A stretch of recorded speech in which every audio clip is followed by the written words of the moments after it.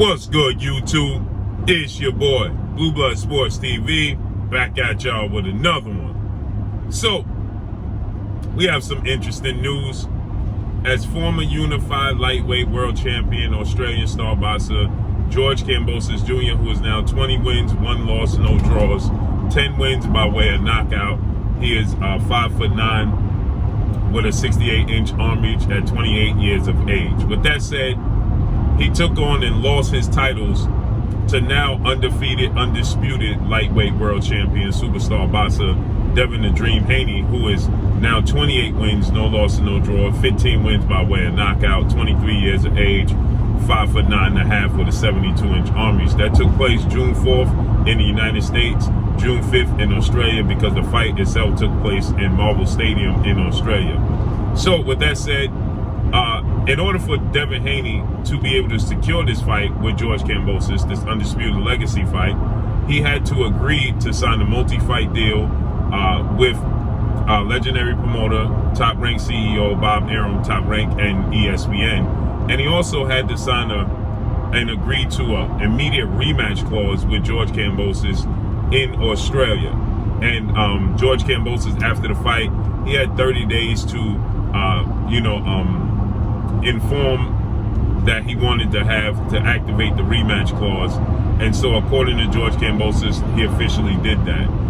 But what's interesting here is that George Kambosos, as he always does, he says some very interesting things, okay?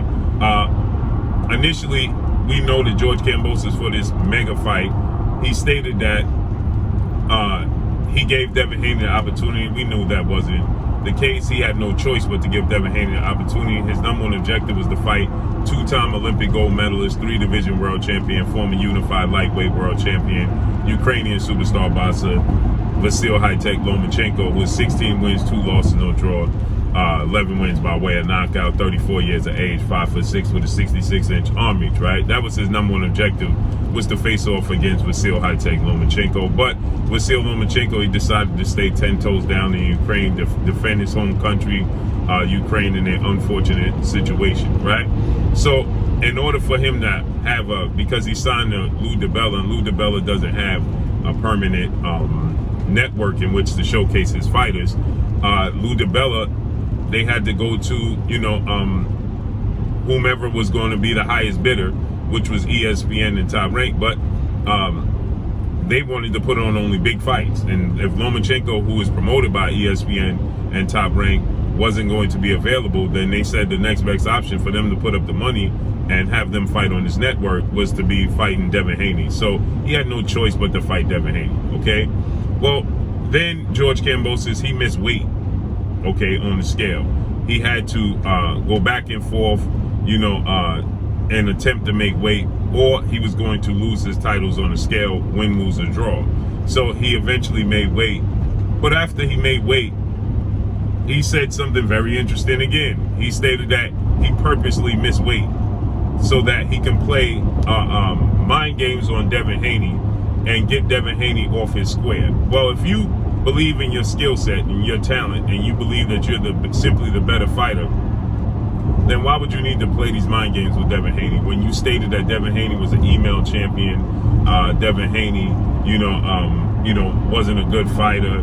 He was a stepping stone in the direction of landing a Lomachenko fight. If that was the case, why you have to play all these games to get him off his square? Lack of confidence. And then he stated that it was purposely done. It was the art of war, is what he stated, right? Now, George Kambosos Jr. is stating that he's glad he lost the fight with Devin Haney, because now he knows how to beat Devin Haney.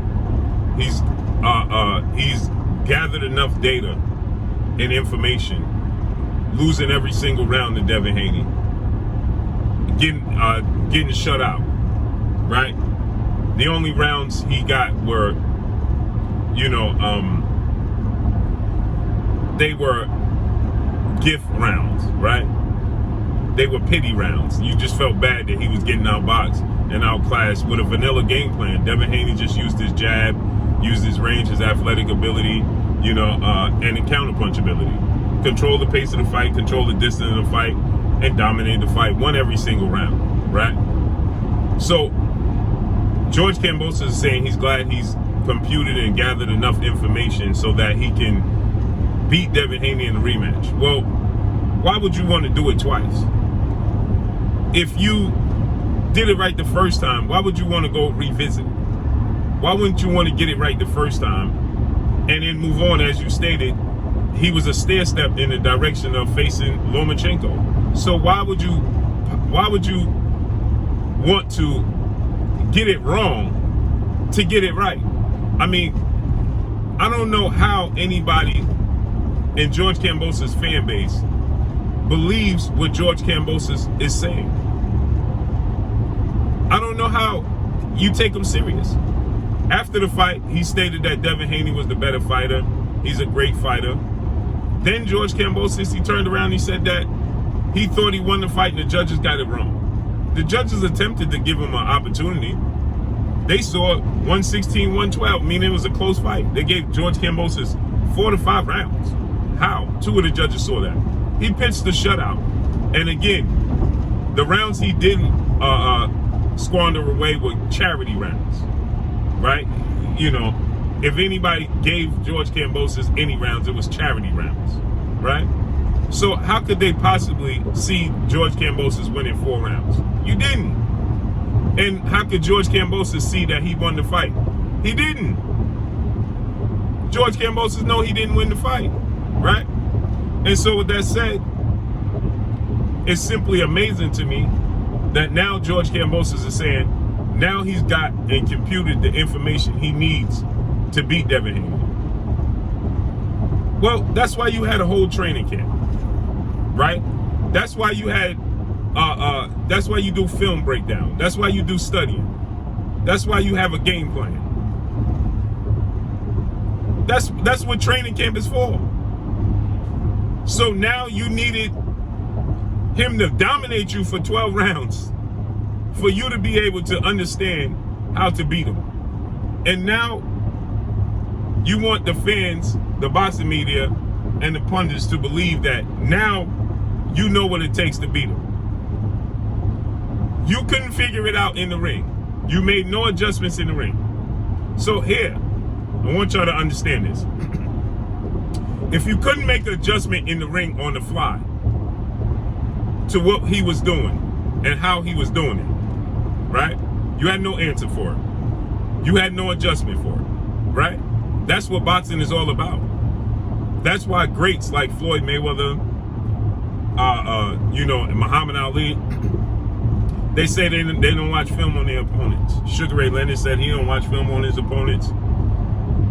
That's why they say they don't watch film, because your opponent may throw a wrinkle in the game. That's the whole point in them surprising you, right?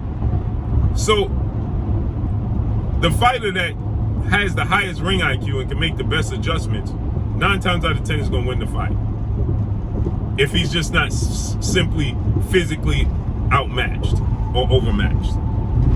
You have to make adjustments to what your opponent is doing. So now get this, I want y'all to understand this. He had no adjustments, no plan B. Now he figured it out based off of what he watched in the first fight. So now he's going to make the adjustment going into the second fight based off of what he saw in the first fight. But what happens when Devin Haney doesn't bring the same game plan he did from the first fight into the second fight? So what you're going to need? Well, now I need a third fight. Until you simply get to a place where you say, there's no more adjustments that Devin Haney can make. And now I got all the information. What you need, 36 rounds of boxing, you need 3 fights of domination. And then you can say, well, in 36 rounds, how many more adjustments can he actually make? I've seen it all. Because that just simply doesn't make sense. That now that you've got dominated for 12 rounds, you made no adjustments. 0 to the jab. You had your athletic ability. He's bigger. He's a better athlete. That's not going to change. It's actually going to change in the better for Devin Haney because he's younger. So he's only going to get bigger, stronger, and faster. Because he's only 23. George Kambosos is 28, going to be 29. So Devin Haney physically is going to get better. He's not even physically in his prime, in his man strength. He's not there yet. So, and the ring IQ, it's not going to change. The fact that he has 4 to 5 inch arm reach advantage and he's a ½ inch taller than you and he's just a better athlete, he's quicker feet and quicker hands, that's not going to change.